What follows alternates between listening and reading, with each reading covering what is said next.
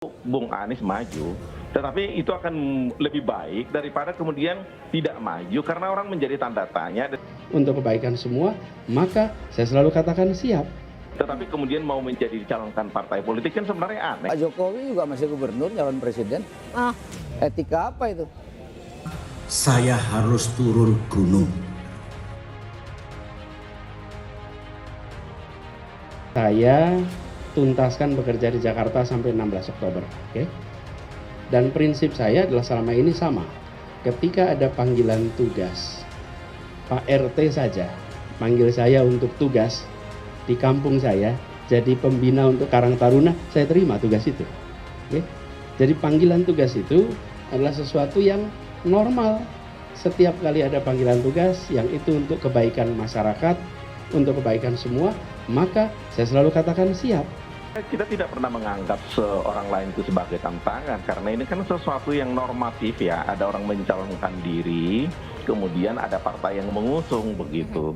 Tetapi kalau dari kita sendiri, PD Perjuangan itu mempunyai karakter bahwa kita akan membawa orang yang sudah berkeringat dan punya dedikasi, punya kinerja yang kemudian jelas ada di dalam partai, bukan orang di luar partai. Itu sebabnya kita tidak pernah akan mencalonkan orang di luar partai karena kita harus meyakini betul nasionalisme seseorang, dedikasi seseorang, karakter segala macam itu jelas mesti ada di dalam catatan kita. Orang belum berakhir masa jabatannya, kemudian dia wawancara, kemudian dia sampaikan dia siap, dibilang tidak etis.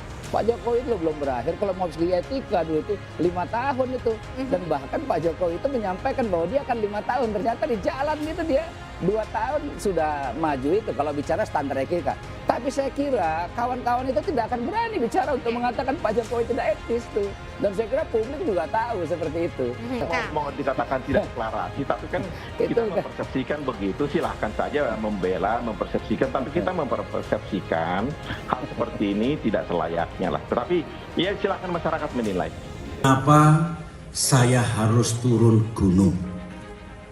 Menghadapi pemilihan umum 2024 mendatang.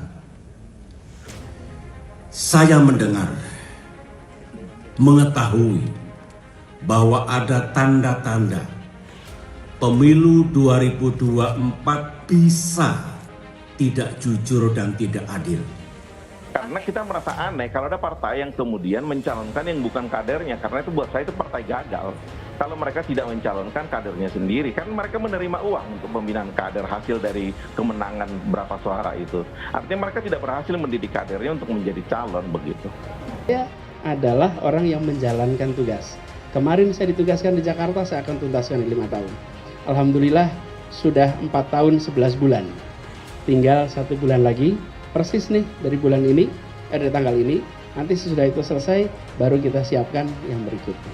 Jadi setahap demi setahap. Sangat setuju Bung Anies maju, tetapi itu akan lebih baik daripada kemudian tidak maju karena orang menjadi tanda tanya dan seakan-akan dizolimi, padahal bukan karena itu. Bung Anies sendiri memang tidak pernah menjadi pengurus partai politik, tetapi kemudian mau menjadi dicalonkan partai politik kan sebenarnya aneh itu. Dan buat saya partai politik yang mengusung itu adalah partai politik gagal. Itu yang menentukan itu publik, ya masyarakat. Ya kita menyampaikan. Saya lebih prefer kita itu konsisten, kalau jangan pakai standar ganda.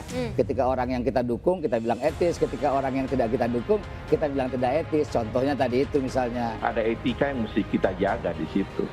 Kecuali dia incumbent, kemudian incumbent presiden mau melanjutkan, itu sesuatu hal yang wajar. Tetapi pejabat pemerintah tingkat lokal dan kemudian atau yang bukan pejabat presiden yang mengatakan akan maju menjadi calon presiden itu belum ada satupun, karena ada etika di mana dia masih menerima gaji, masih bertanggung jawab untuk lokal, lalu kemudian mau mengatakan maju karena pertanggungjawaban segala macam tentu kan mesti disusun ya.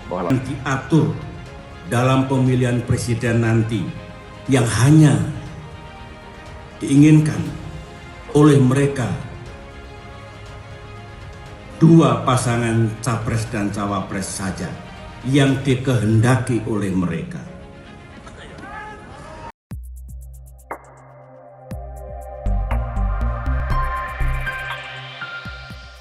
Anies Rashid Baswedan menjadi salah satu figur yang digadang-gadang menjadi kandidat calon presiden, Capres, 2024. Dia pun mengomentari kesiapannya dalam mencalonkan diri menyambut Pilpres 2024. Anies menegaskan, akan selalu siap dalam semua panggilan tugas untuk kebaikan masyarakat.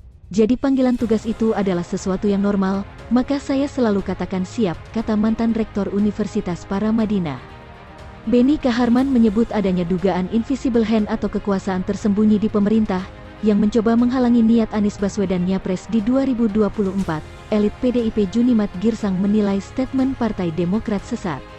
Untuk diketahui, Wakil Ketua Umum Partai Demokrat Beni Kaharman mengungkap adanya isu upaya penjegalan terhadap Anies Baswedan untuk maju di Pilpres 2024. Beni menyebut upaya itu dilakukan invisible hand. Jadi ada invisible power, invisible hand ingin menjegal. Siapa invisible power itu? Ya teman-teman lah, kata Beni Harman kepada wartawan di lokasi Rapimnas Demokrat, JCC, Jakarta Pusat. Beni menyebut gangguan terhadap Anies bisa datang dalam berbagai bentuk, termasuk lewat kasus hukum. Namun, dia menyebut invisible hand ini akan menghalangi Anies maju di 2024. Iya, cara menjegal, bisa macam-macam kan? Iya pasti targetnya begitu, agar tidak maju Pilpres 2024, pasti, ucap Beni. Beni menanggapi pertanyaan soal kemungkinan Anies dijegal ikut Pilpres 2024 dengan kasus hukum. Isu ini senada dengan apa yang disampaikan Ketum Demokrat Agus Harimurti Yudhoyono, AHY, terkait jangan ada pihak yang mengganggu tujuan Partai Demokrat. Dia menyebut ada invisible hand yang mencoba menghambat munculnya koalisi baru di 2024 yang mengusung sosok di luar yang dikehendaki pemerintah. Iya tadi itu ada invisible power yang mengganggu yang tidak ingin ada koalisi di luar yang dikehendaki penguasa. Gitu kan? Sudah jelas ada kan? Jelas dia. Makanya kita sampaikan sinyal itu. Pemerintah penguasa janganlah menyalahgunakan kekuasaan ya kan untuk menghambat munculnya koalisi baru, lanjutnya.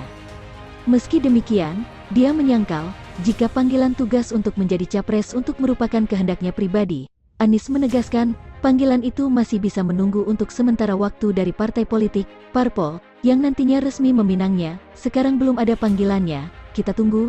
Kita tuntaskan, Gubernur, sampai selesai, tanggal 16 Oktober tahun 2022, tutur ex Mendikbud itu.